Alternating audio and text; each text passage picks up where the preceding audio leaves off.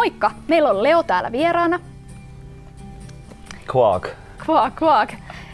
Ankka-teemalla heti käyntiin. Mikä on sun lempihahmo? Kyllä Aku Ankka. Aku Ankka on mun lemppari. Mun mielestä siinä on sellaista hyvää niinku hassua hörhöyttä. Sitten meitsi diggaa. Aku Ankka. Onko sussa ja Akussa jotain samaa? No ehkä se tavallaan sellainen sähläys. Mä samaisin sellaisen sähläykseen. Mä oon kunnon sähläri. No sä sanoit, että sä sähläät tosi paljon, niin mikä on sun pahin moka? Mun pahin moka? Oi voi. Tätä katsoo niin nuoret ihmiset, mä kehtaan sanoa. Nuoren moka. Eiku mikä siis pahin moka? Pahin moka. Vitsi. Mä mokailen koko ajan niin paljon, että mä en ehkä osaa sanoa pahinta mokaa. No mites toi Emma Gaala? Mitäs siellä tapahtui? Musta tuntuu, että se oli niitten mokaa se palkitsi, mutta se ei ole mun moka. Niin, ja siellä tuli vähän kiroutua ehkä vähän sopimattomasti. Ehkä se voi olla nyt se mun suurin moka. Joo. No tuliko sulle paljon palautetta siitä? No joo, totta kai. Et kyllähän siitä tuli, mutta musta tuntuu, että siinä oli paljon myöskin se, että niinku, sit kun lehdistö kirjoitti siitä, niin tuntuu, että ehkä siinä oli sellaista niinku, snadisti myös yliampumista siinä otsikoinnissa. Totta kai se niinku, ei Emma Gaalassa ehkä ollut ihan hirveästi kirjoittaa ilmasta mun sekoilua. Niin kyllähän sit palautetta tuli. Mutta ei se mitään, siis sehän kuuluu asiaan ja niinku, mun mielestä hyvä se herättää keskustelua. Et se sellaista rapatassa roiskua, ei se voi mitään. Joo. Oliko se niin innoissa sitten vai mitä siinä tapahtui? No sit tilanne meni silleen, että kun mä kuvitellut, että mä voitan, niin mä oltiin siinä pöydässä ja sitten kun se mun nimi mainittiin, niin sit kaikki mun ympärillä olevat ihmiset, niin kuin levyyhtiön frendit, niin hyökkästi, että totta kai sitten ihan super innoissaan, koska ei kukaan tavallaan olettanut, että voitan. Niin ja kaikki huusi just sitä, mitä mä nyt itse sanoa tässä, mitä Quackia. Ja sitten kun kaikki oli huutanut sitä niin siinä 10 kertaa mulle, niin eka juttu, mikä meni lavalle noutamaan palkintaa, niin oli sitten, että mitä Quackia. No sulle kävi niin sanotusti akut. Sulle kävi moka. Jep. Mutta se kuuluu elämään. Moki sattua, niinku, että ensi kerralla kun sit menee sinne, niin tietääpähän, ettei pidä käyttäytyä tolleen. Mutta sitten myös sekin, että ei se nyt niinku, ei mun mielestä ole pahin. Et mun mielestä pahempi moki on sellaista, jossa niinku vaikka loukkauttaa ihmistä tahalle. Sitten ehkä se tuntui pahalta, kun ihmiset sit niinku haukkumaan ja sanoo vaikka, että tai kaikkea rumaa, että ne on mun mielestä vähän niinku, ehkä ei voi sanoa niinku missään nimessä, että se olisi lapsellista, koska niinku se on huono sanoa niin, mutta siis se on vaan typerää käytöstä. Oli aikuinen tai lapsi tai mikä tahansa. Mutta mä en myöskään hyväksy sitä, että ketään haukutaan ei netissä. Tietenkään. Et jos mä näen, että jotain vaikka haukutaan netissä, niin mulle tulee sit tosi paha fiilis. Se on niinku väärin. Nyt kun päästiin tuohon haukkumiseen, niin meidän tämän viikon lehti käsittelee just koulukiusaamista ja siinä on koulukiusaamisaiheinen tarina ja siinä somekiusataan.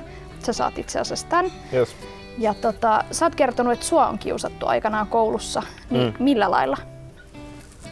No ehkä, mulla oli ehkä sellainen, että mä olin aina sellainen tosi ihan skidistä asti on ollut sellainen, että jos mun tekee mieli pukeutua vaikka Michael Jacksoniksi tai jotenkin tosi erikoisiin vaatteisiin, niin mä oon tehnyt sen ja mua on kotona vaan kannustettu siihen, että äiti on heittänyt vaan vettä myllyyn ja bensaa liekkeihin, että anna mennä vaan. Niin ehkä sitten tavallaan se, että oli niin ulospäin suuntautunut, niin ehkä sitten se myös sellaiset tyypit sit herättää keskustelua ja sitten lapset saattaa sanoa myös asioita, ja myös aikuiset, mitä ei välttämättä tarkoita. Mutta sitten se, että miten sit itse, jos sä oot vaikka epävarma jostain asiasta ja sitten sulle sanotaan siitä, tai sulle sanotaan vaikka, että vitsi sä näytät tyhmältä, ja jos sä oot vähänkin pelännyt, että sä saatat näyttää tyhmältä, niin sehän tuntuu ihan hirveältä, aikuisenakin, mutta varsinkin lapsena se on ihan hirveältä.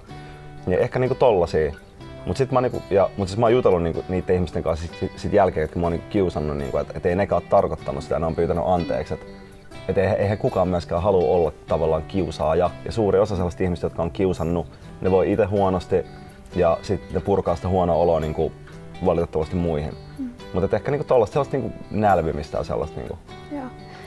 Miten sä oot uskaltanut lähteä kuitenkin tolle musauralle, kun ajatellaan nyt, että sä oot kuitenkin Emma-palkittu artisti, joka istuu siinä ja sä kerrot tommosta, niin miten sä oot sitten uskaltanut lähteä tollaisia juttuja tekemään? No kyllä se vaatikin mut tosi paljon. Et mä aloitin sitten mulla oli vielä sille, että sit kun mä joskus skidänä halusin laulaa ja soittaa kitaraa, niin mä en tavallaan oppinut sitä.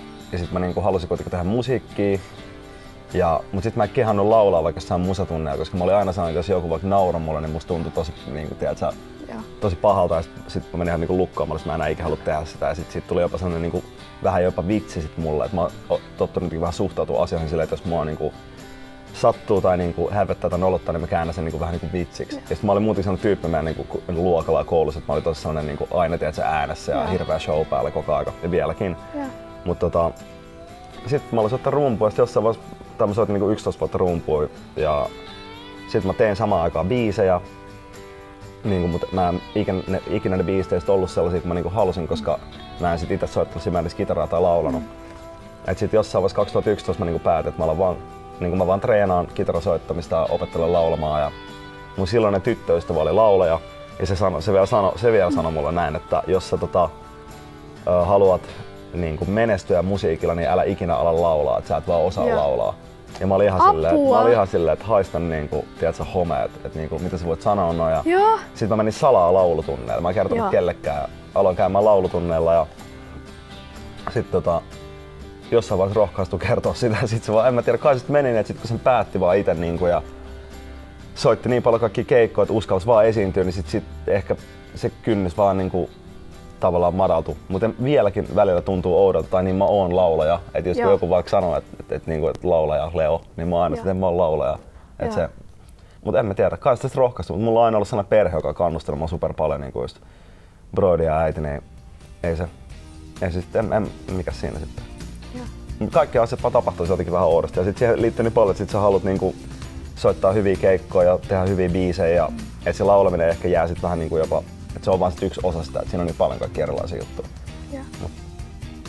Siitä vaan kitaraa soittamalla ja laulamalla ja tekemällä biisejä, niin pääsee varmasti eteenpäin, jos vaan uskaltaa. No, onko sun lähettää jotain terveisiä jollekin sellaisille lapsille tai nuorille, joita nyt kiusataan koulussa? Puhukaa siitä vanhemmille avoimesti, sanokaa miltä teistä tuntuu. Ja sit se on ihan super tärkeää, että myös se kiusaaja saa sen viestin niin kuin se kuuluu olla, että miltä susta tuntuu, eikä se, että se toinen tekee väärin, vaan että se on mun mielestä tärkeää, että se viesti on se, että musta tuntuu pahalta, kun sä teet noin. Et siitä pitää puhua ja tajua, että se vika ei ole sussa, eikä välttämättä siinä toisessakaan, mutta se on vaan. Me ollaan kaikki ihmisiä ja me ollaan vähän tyhmiä kaikki. Hei, mahtava neuvo. Joo. En mä oikein mitään muuta osaa, mutta siitä pitää puhua ja vanhempia pitää myös rohkaistua siihen. Ja siihen varmasti pitää myös puuttua.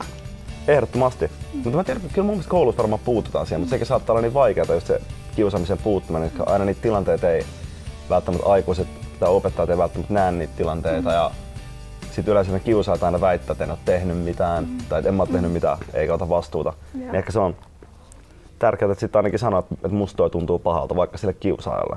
Että hei, toi tuntuu musta pahalta, älä kiusaa.